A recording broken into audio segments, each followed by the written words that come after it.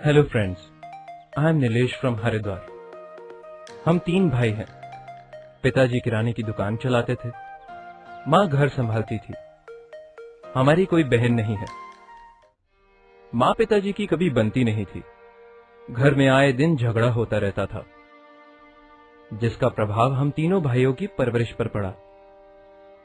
इसका सबसे ज्यादा दुष्प्रभाव पड़ा छोटे भाई पर।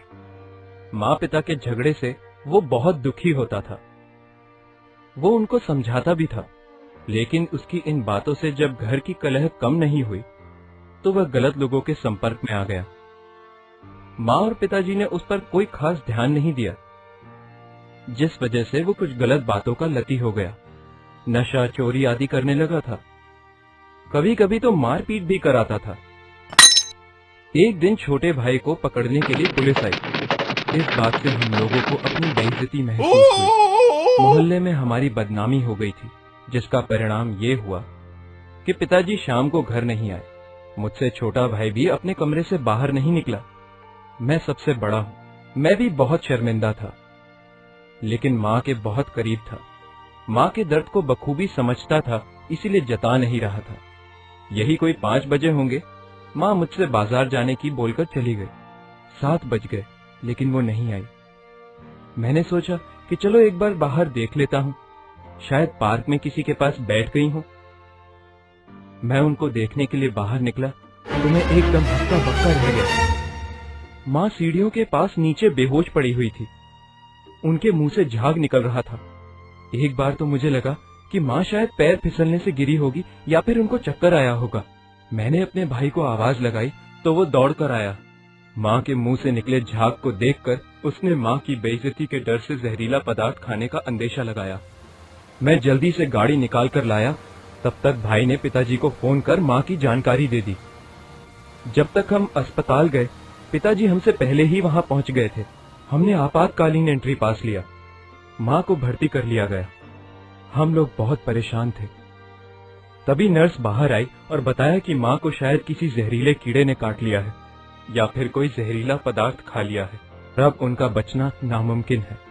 ऐसी स्थिति में हॉस्पिटल कोई कानूनी खतरा नहीं लेना चाहता, इसलिए उनको अस्पताल में नहीं रख सकते और हमें घर लेकर जाना होगा।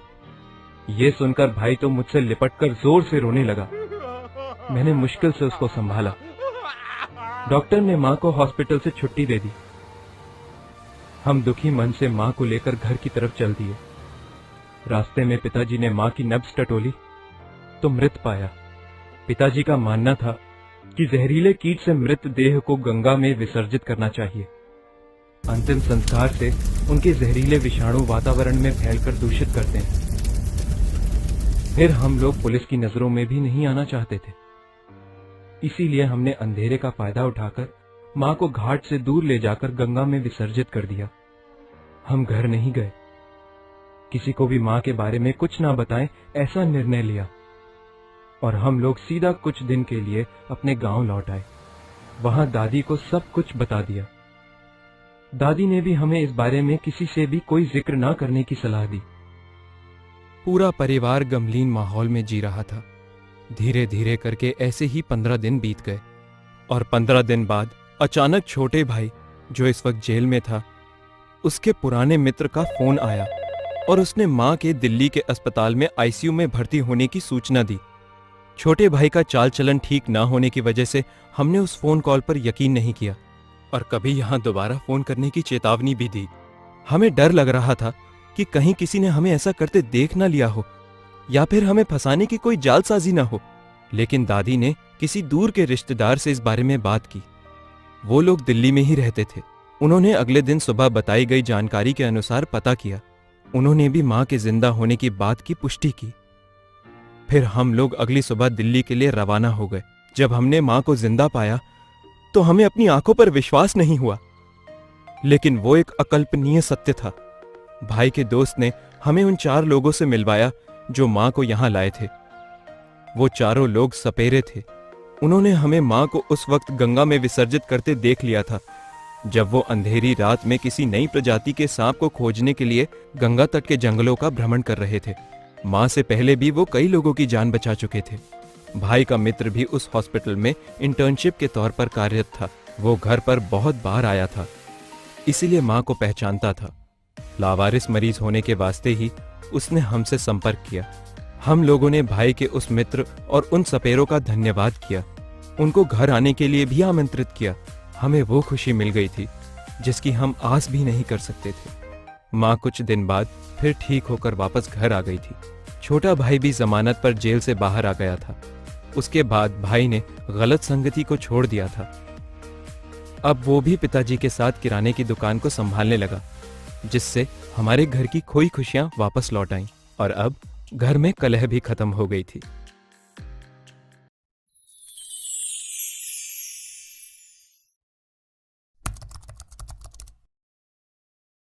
हेलो, मेरा नाम शिशिर है और मेरी पत्नी का नाम चांदनी। हम दोनों अभी अभी नए नए मुंबई में शिफ्ट हुए हैं।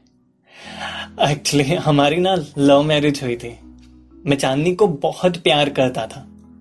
परिवार वालों के बहुत विरोध के बावजूद मैंने चांदनी से शादी की थी। मुझे ऐसा लगता था कि हम दोनों बिल्कुल परफेक्ट कपल हैं। चांदनी और मैं मुंबई में जॉब करते थे। मैं एक इंटरनेशनल कंपनी में सेल्स मैनेजर था और चांदनी एक बड़े इवेंट मैनेजमेंट कंपनी में इवेंट क्यूरेटर की पोस्ट पर काम करती थी। उसको अक्सर काम के सिलसिले में दिल्ली और बैंगलोर जाना पड़ता था। हम जिस बिल्डिंग में शिफ्ट हुए थे वहां सामने वाले फ्लैट में दीपक और ऋतु रहा करते थे। हमारे शिफ्ट होने के 2 दिन बाद दीपक ने न्यू नेबर होने के नाते हम लोगों को चाय पर इनवाइट किया। जब हम दीपक के घर पहुंचे तो हमें महसूस हुआ कि वह दोनों बहुत मिलनसार और बहुत अच्छे लोग हैं। मैं सोचता था कि पड़ोसी अच्छे हों तो फैमिली से दूरियां भी पता नहीं चलती। दीपक जितना हैंडसम और स्मार्ट था, ऋतु उतनी ही सुंदर और अट्रैक्टिव थी। उन दोनों में बहुत प्यार दिखाई पड़ता था। दीपक का अपना बिजनेस था जिसके लिए उसे बाहर जाना पड़ता था। देश के अलग अलग कोनों में उसके ट्रिप आए दिन लगते रहते थे। ऋतु हाउसवाइफ थी और काफी अच्छी कुक भी। अक्सर वो डिनर पर हम लोगों को इनवाइट करती थी। चांदनी को मंथ में एक बार आउट ट्रिप पर जरूर जाना पड़ता था। मुझे कभी उस पर शक नहीं हुआ। वो जहां भी जाती मेरे लिए गिफ्ट लेकर आती थी। पर उस दिन मेरा विश्वास टूटने वाला था। मेरे घर की डोर बेल बजी तो सामने ऋतु खड़ी हुई थी। उसने बिना मुस्कुराए कहा, मैं आपसे कुछ बात करना चाहती हूँ, कर सकती हूँ क्या? मुझे कुछ समझ नहीं आया कि वो क्या बात करना चाहती है। मैंने तुरंत बोला, चांदनी तो बाहर गई है और मुझे ना ऑफिस जाना है। पर ऋतु बोली, मुझे पता है, बट मैं आपसे बात करना चाहती हूँ, चांदनी से नहीं। ऋतु ने मुझे बताया कि उन्होंने कई बार चांदनी से बात करने की कोशिश की, लेकिन हर बार चांदनी ने कोई ना कोई बहाना बना दिया। मुझे उसकी बातें अजीब लग रही थी। मैंने उसको इवनिंग में बात करने के लिए बोला और मैं रेडी होकर ऑफिस चला गया। जब मैं शाम को घर वापस आया तो मैंने देखा ऋतु मेरा वेट कर रही थी। ऋतु मुझे देखकर बोली, आज आप इवनिंग टी एंड डिनर मेरे साथ करिए। मैं मना करना चाहता था बट थक भी चुका था, तो मैंने हाँ बोल दिया और फ्रेश होकर चेंज करके उसके घर पर चला गया। ऋतु चाय बनाकर ले आई। चाय पीते पीते उसकी नजर मेरी घड़ी पर पड़ी। उसने पूछा, ये घड़ी आपने कहां से खरीदी? मैंने बोला, ये वॉच तो मुझे चांदनी ने गिफ्ट की है। जब वो बैंगलोर गई थी तब खरीद कर लाई थी। ऋतु बोली, सेम वॉच उसके पति यानी दीपक के पास भी है। उसको भी किसी ने गिफ्ट की थी जब वो बैंगलोर गया था। तभी मैंने पूछा कि क्या दीपक दिल्ली गया हुआ है? ऋतु ने हाँ में सिर हिला दिया। चांदनी भी दिल्ली गई हुई थी। मैंने देखा ऋतु का पर्स साइड की टेबल पर रखा था। मैंने इशारा करते हुए कहा, ये बिल्कुल चांदनी की पर्स की तरह लग रहा है, बस कलर अलग है। ऋतु बोली, ये पर्स उसको दीपक ने गिफ्ट किया है जब वो बैंगलोर गया था। ऋतु ने कुछ और भी चीजें दिखाई जो सेम चांदनी के पास थी। मेरा दिल जोर जोर से धड़क रहा था। मुझे महसूस हुआ कि कुछ ना कुछ गड़बड़ है, पर मैं कंफर्म करना चाहता था। मैंने ऋतु से पूछा, क्या तुमको लगता है कि दीपक और चांदनी के बीच कुछ चल रहा है?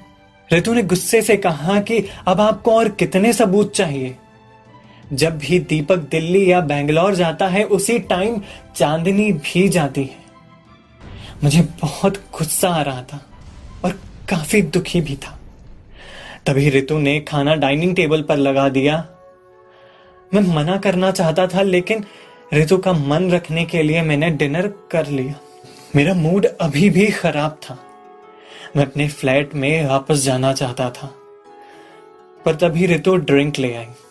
मुझे लगा शायद ड्रिंक करने से मेरा मन शांत हो जाए, तो हम ड्रिंक करने लगे। ऋतु भी बहुत उदास थी। उसे उदास देखकर मैं उसके पास गया और सिंपैथी के नाते उसे सहलाने लगा। ऋतु ने अपना सर मेरे कंधे पर रख लिया। उसके अपनेपन से मुझे काफी राहत मिली। मैं और ऋतु एक दूसरे का दर्द बांटते बांटते हम दर्द हो गए। अगली सुबह मैं ऋतु के बेड पर जागा। अगले 2 दिन तक मैं और ऋतु लगभग एक साथ ही रह रहे थे। हमने अपने मन की सारी बातें एक दूसरे के साथ शेयर की। चांदनी और दीपक भी ट्रिप से वापस आने वाले थे। मैंने चांदनी से और ऋतु ने दीपक से बात करने की कोशिश की, लेकिन वो दोनों बिल्कुल भी बात नहीं करना चाहते थे। उसके अगले दिन मेरे एक दोस्त का कॉल आया कि उसने चांदनी को एक होटल में किसी के साथ देखा है। मुझे तुरंत समझ में आ गया कि वह कौन होगा। मैंने अपने दोस्त को तो टाल दिया, लेकिन ऋतु को कॉल करके पार्क में मिलने के लिए बुलाया। मैं और ऋतु पार्क में मिले। ऋतु को यह सब सुनकर बहुत गुस्सा आ रहा था, क्योंकि हम दोनों को खुलेआम चीट किया जा रहा था। अब मुझे यह भी भरोसा नहीं था कि मैं आगे चांदनी को प्यार कर सकता हूं या नहीं। ऋतु भी दीपक से कोई भी मतलब नहीं रखना चाहती थी। वो मुझसे प्यार करने लगी थी। हम दोनों मिलकर दीपक और चांदनी से बदला लेना चाहते थे। हमने उनको छोड़ने का फैसला कर लिया था और एक गिफ्ट, परफ्यूम, उन दोनों को दे दिया। मुझे पूरा भरोसा था कि वो दोनों इस परफ्यूम को यूज करेंगे और आखिरी बार कोई परफ्यूम लगाया जाएगा। ऐसा ही हुआ। जब उन दोनों ने वो परफ्यूम लगाया तो उन जहरीले लोगों में परफ्यूम में मिला जहर भर गया और वो मर गए। परफ्यूम उड़ जाने से कोई सबूत भी नहीं रह गया था। मैं और ऋतु आजाद थे। हमने अपने प्यार में धोखा खाया और उस धोखे पर मरहम भी लगा लिया। अब हम एक दूसरे के साथ हमेशा खुश रह सकते थे। ऐसी ही चौंकाने वाली सच्ची हिंदी कहानियों के लिए चैनल को सब्सक्राइब और लाइक ज़रूर करें। प्लीज़ न्यू अपडेट्स के लिए बेल आइकन को प्रेस करना ना भूलें। अगर आपके पास कोई भी अनुभव या ऐसी सच्ची कहानी है तो प्लीज़ कमेंट में ज़रूर शेयर करें।